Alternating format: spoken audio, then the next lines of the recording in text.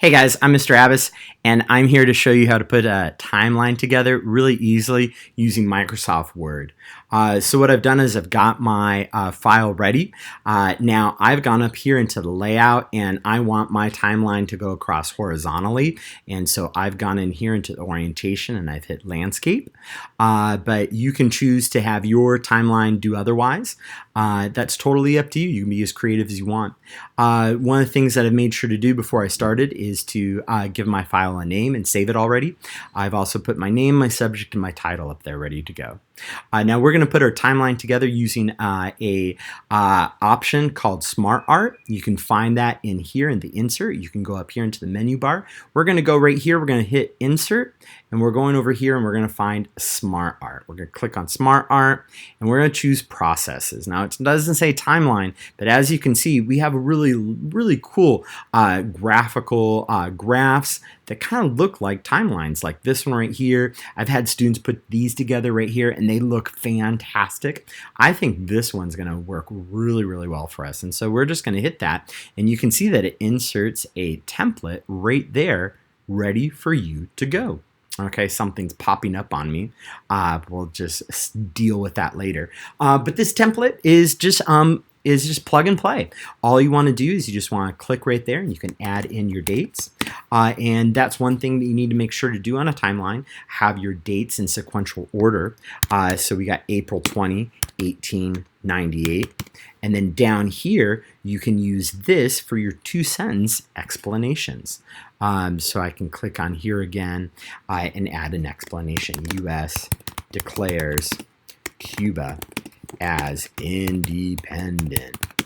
Now, one of the things that you want to make sure to do when you're putting in text into Smart Art is spelling. Spelling is super important when you're turning something in to make sure it looks professional. And Smart Art doesn't necessarily have a spell check available for it. As you can see, when I put that H in there in independent, it doesn't highlight it in red, so you can totally miss that. So one of the tips and tricks for using this is we're going to go ahead, we're going to copy it, and then you can come on down here and just put it off to the side, and you can see, oh my word, I just I spelled declare wrong as well.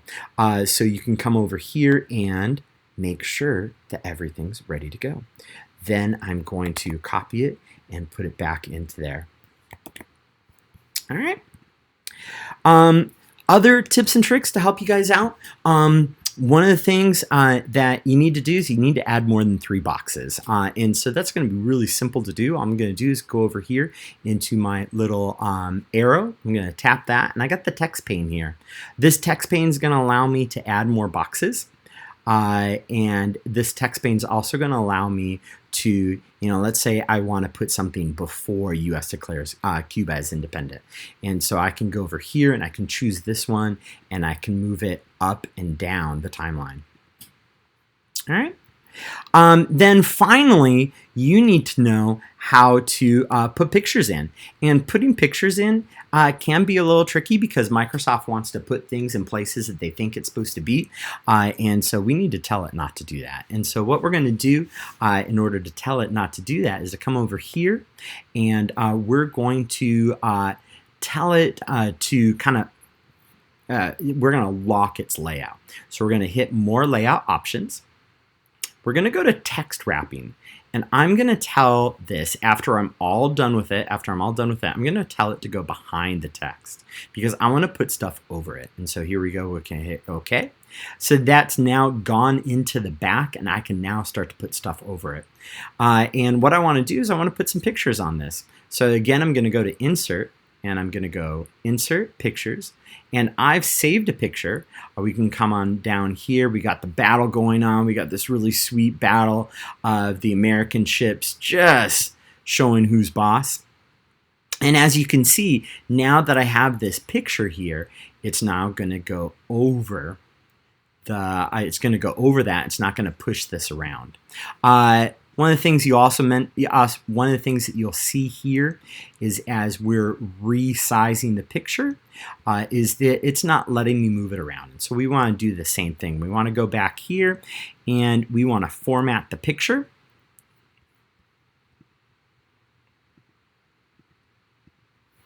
And again, it looks like it's going to be in that wrap text. There we go. Right here is wrap text. This time though, I don't want to put it behind the text. I'm going to do tight. And tight, you can see that it's going to go wherever I want. And so this picture right here, this picture, I'm going to have this right here where Spain and the United States actually fight in the bay out in the Caribbean. So that's going to go right here, and I can add pictures as I go. So that's how you put together a timeline. So really, really simple. One of the things you want to remember, it's just right here in Insert. You do Smart Art and Process. The other thing that you want to make sure to remember is right here in the text pane, you can reorder stuff as you start. And then finally, you really want to make sure to pay special attention to spelling, because spelling can be a little tricky because there's no spell check. There's no red underline when you misspell something. So there you go. That's how you put together a timeline in Microsoft Word. Thanks a bunch for listening. And as always, if you have any questions whatsoever, I'm just an email away.